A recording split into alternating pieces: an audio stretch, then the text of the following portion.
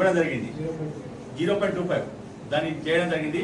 ఈరోజు ఉన్నటువంటి tax 3 times 600 ఉంటే దాదాపు 3000 రూపాయలు చేయడం జరిగింది. దీన్ని టీఆర్ఎస్ పక్షాన మేము కమిటీ ఉన్నన్ని రోజులు ఈ ట్యాక్స్ను పెంచకుండా ఆపేయడం జరిగింది. ముఖ్యంగా ఈరోజు ధరంపూర్లో బడుగు బలైన వర్గాలు చాలా మంది ఉన్నారు. ఈ ట్యాక్స్ వలన ధరంపూర్ యొక్క ప్రజలకు బాగా కష్టమైంది. కాబట్టి దీన్ని వెంటనే తగ్గించాలని కోరుతూ టీఆర్ఎస్ టౌన్ పక్షాన ఇష్టం సార్ దీనిపై ఖచ్చితంగా చర్య తీసుకోవచ్చు. ఈరోజు ధర్మాపూరి బీఆర్ఎస్ పార్టీ పక్షాన స్థానిక మున్సిపల్ కమిషనర్ గారికి ధర్మాపూర్లో ఏవైతే అన్లిమిటెడ్గా పెంచిన ఇంటి పనుల గురించి రిప్రజెంటేషన్ చేయడం జరిగింది. గతంలో ధర్మాపురి మున్సిపల్ ఏర్పడ్డప్పుడు ఈ ప్రాంత ప్రజల కోరిక మేరకు ఏదైతే రూపాయి ట్యాక్స్ ఉన్నదో మున్సిపల్లో వాటిని 40 పైసలకే తగ్గించే విధంగా ధర్మాపురి మున్సిపల్ పాలకవర్గం అదేవిధంగా మా స్థానిక నాయకుల ఒత్తిడితోటి ఆ రోజు ట్యాక్స్ పూర్తిగా తగ్గించడం జరిగింది. కానీ కొత్త సెన్సెస్ ప్రకారం ధర్మాపురిలో 6000 ఇండ్లు ఉన్నాయి. అన్లిమిటెడ్గా భారం పెంచడం జరిగింది. మీరు అదేవిధంగా సరైన సమయంలో రివిజన్ కూడా చేయకపోవడం వల్ల ఇండ్లతోటి వాళ్ళ ఇంటి పర్మిషన్ తీసుకున్నప్పుడు కూడా మీరు దయచేసి ఇది మీరు అందరూ కూడా గమనించవచ్చు. గతంలో 700 చిల్లర ఉన్న ట్యాక్స్ ఈరోజు 4000.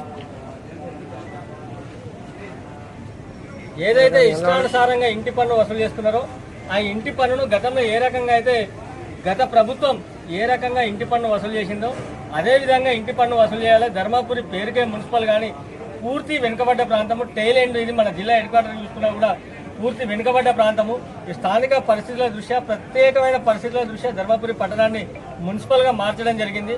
గతంలో మున్సిపల్గా ఉన్న ధర్మాపురి పట్టణాన్ని గ్రామ పంచాయతీగా మార్చిన చరిత్ర కూడా ఉన్నది. కాబట్టి దయచేసి ఏదైతే మీరు ఇష్టానుసారంగా ఇంటి పన్ను పెంచారో దాన్ని తగ్గించాలని చెప్పి బీఆర్ఎస్ పార్టీ పక్షాన డిమాండ్ చేస్తూ ఈరోజు స్థానిక మున్సిపల్ కమిషనర్ గారికి మేము రిప్రజెంటేషన్ చేయడం జరిగింది. ఖచ్చితంగా కూడా రానున్న రోజులలో మీరు ట్యాక్స్ తగ్గించకపోతే పెద్ద ఎత్తున ఉద్యమాలు ధర్నాలు చేసి ప్రభుత్వం దృష్టికి తీసుకెళ్తామని చెప్పి ఈ సందర్భంగా విజ్ఞప్తి చేస్తా ఉన్నాం. ధర్మపురి మున్సిపాలిటీ అందు పెరిగినటువంటి హౌస్ ట్యాక్సెస్ విషయంలో ఒక మెమరాండం ఇవ్వడం జరిగింది. వాస్తవంగా ఏంటంటే గతంలో మేము ఉన్నప్పుడు మున్సిపల్గా మార్చినాం. గ్రామ పంచాయతీ నుండి మేజర్ గ్రామ పంచాయతీ మున్సిపల్గా మార్చిన సందర్భంలో 3 సంవత్సరాల వరకు ఎలాంటి ట్యాక్సులు పెంచరాకుండా ఉంటుంది. ఒక రిప్రజెంటేషన్ ఏంటంటే 40 పైసలు ఒక ఫీటుకు ఆ లెక్కల మేము ఒక తీర్మానం చేసి పంపడం జరిగింది. అది CDMA ద్వారా మళ్ళీ ఏదైతే ట్యాక్స్ ఆ విధంగానే డబ్బులు వేయాలని చెప్పి వాళ్ళు మన ఆఫీస్కు ఇవ్వడం జరిగింది. కానీ ఇప్పుడున్న పరిస్థితుల్లో ఎప్పుడైతే మార్చు అయిపోయిందో 2024-25 మార్చి అయిపోయిందో ఆ అయిపోయిన వెంబడే వీళ్ళందరూ కూడా ఏకదాటిగా ట్యాక్సెస్ను పెంచడం జరిగింది. ఆ పెంచినది ఏ విధంగా పెంచారు అంటే కూడా ఒక క్లారిటీ అనేది మున్సిపల్ కమిషనర్ గారికి కానీ కింద ఉన్న సభ్యులకు కానీ ఎలాంటి సమాధానం లేదు. ఎందుకంటే ఆ ట్యాక్సెస్ కూడా తీసుకునే విధానం ఏదైతుందో కంప్యూటర్లో ఇవాళ 40 పైసలు చూస్తే రేపు రూపాయి చూస్తుంది, ఎల్లుండి 13 రూపాయలు ఇట్లా ఈ రకరకాలుగా చూస్తుంది.